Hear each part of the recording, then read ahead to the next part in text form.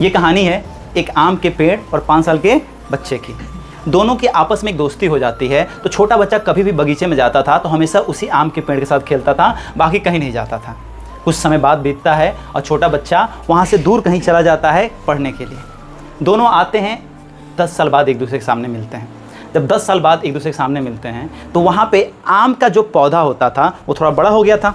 पहले कितने साल का था? 5 साल का। 10 साल बाद कितने साल का हो गया? 15 साल।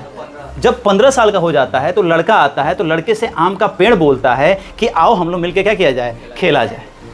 लड़के को टेंशन रहता है पैसे की, कमाने की। लड़का बोलता है तुमको खेलने की पड़ी है, इधर पैकेट में 1 रुपया नहीं है, आम तुमको खाली टाइम खड़े रहना है, हमको पैसा कमाना है। आम का पौधा बोलता है, जो पेड़ था वो बोलता है चलो कोई बात नहीं, तुम मेरे पैसे जितने आम लगे हुए हैं सारे आम को निकाल लो और ले जाकर क्या कर दो, बाज़ार में बेच दो, मेरे तो तुम्हारे पैसे का इंतजाम तुम्हारे पास हो जाएगा। लड़का वही करता है, सारे आम तोड़ता है, उसको ले जाकर बाज़ार में क्या कर देता है, बेच देता है। बेच देगा, पैसा मिल गया। फिर लड़का किसी काम से बाहर चला जाता है।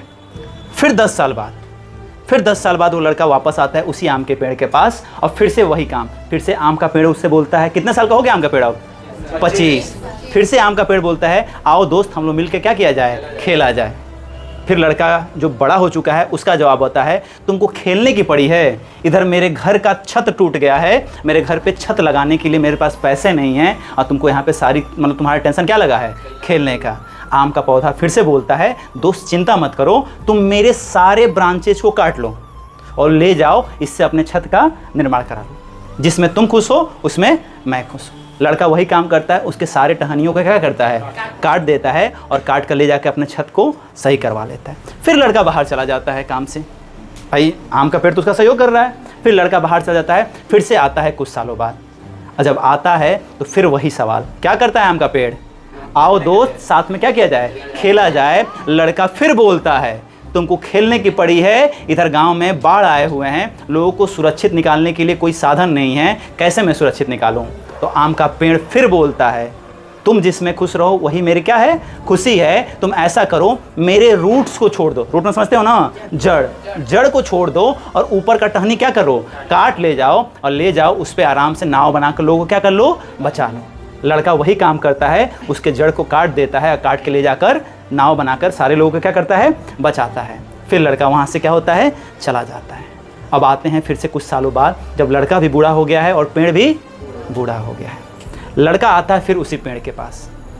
लड़के ने देखा कि उस पेड़ की सारी टहनियाँ, सारी चीज़ अब क्या हो चुके थे, खत्म हो चुके, तो बचे हुए थे सिर्फ उसके रूट्स। तो जब वो लड़का आता है वहाँ पे तो उसने पेड़ के पास जैसे जब वो लड़का आता है और पेड़ के पास जैसे आके बैठता है तो उस पेड़ ने उससे सिर्फ एक ही सवाल किया, दोस्त अब तो मेरे पास तुमको देने के लिए कुछ नहीं बचा है, अब तुम आए हो, अब भला मैं तुमको क्या दे सकता हूँ। तो उस लड़के ने, यानी जो लड़का बूढ़ा हो चुका था, उसने बस एक बात बोला कि दोस्त मैं बस तुम्हारी छाँव में तुम्हारे पास कुछ पल रहना चाहता हूँ। तो दोस्तों मोरल ऑफ द स्टोरी यही है इस कहानी से कि उस पेड़ को और उस लड़के में थोड़ा सा कंपेयर करते हैं तो वो लड़के हो आप। उस पेड़ को समझिएगा अपने पेरेंट्स को।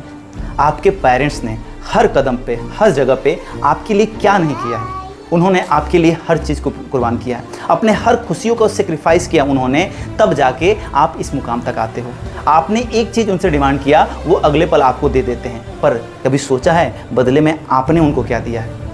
क्या आप उनकी ख्वाहिशों को पूरा कर पाते हो? आपसे भला वो चाहते क्या है? 2 पल शांति से बातें, और चाहते हैं कि अपने पढ़ाई में आप मन लगा के पढ़ाइयाँ करते रहो। लेकिन आप में से कई ऐसे होंगे जो अपने पेरेंट्स की बातें सुनकर झुंझला जाते होंगे, उनके ऊपर चिल्ला देते होंगे। लेकिन ज़रा सोचिएगा, वो पेरेंट्स उस पेड़ की ही भांति आपको हर पल अपनी हर एक कीमती चीज़ों को देने के लिए तैयार है। उसने हर पल अपनी चीज़ों को कुर्बान किया आपके ऊपर। कभी कभी देखिएगा कोई पेरेंट्स यानी आपके माता पिता ही अपने लिए चीज़ों को अपने ऊपर खर्च नहीं करते हैं, लेकिन वो आपको वो चीज़ें देते हैं, वो आपको वो खुशियाँ देना चाहते हैं जिन खुशियों को वो कभी प्राप्त नहीं कर पाए, बट बदले में सिर्फ आपसे वो एक पल के लिए बस यही चाहते हैं कि आप उनको 2 मिनट अपना समय दो, आप उनकी बातों को सुनो और आप जी जान लगा के जिस काम में लगे हुए, अगर आप पढ़ाई कर रहे हो तो जी जान लगा के पढ़ाई करो। थैंक यू, बस यही कहना चाहते हैं। रिस्पेक्ट योर पेरेंट्स और उनकी आदर किया करो, क्योंकि वो अपना सब कुछ कुर्बान करते हैं सिर्फ आपके लिए।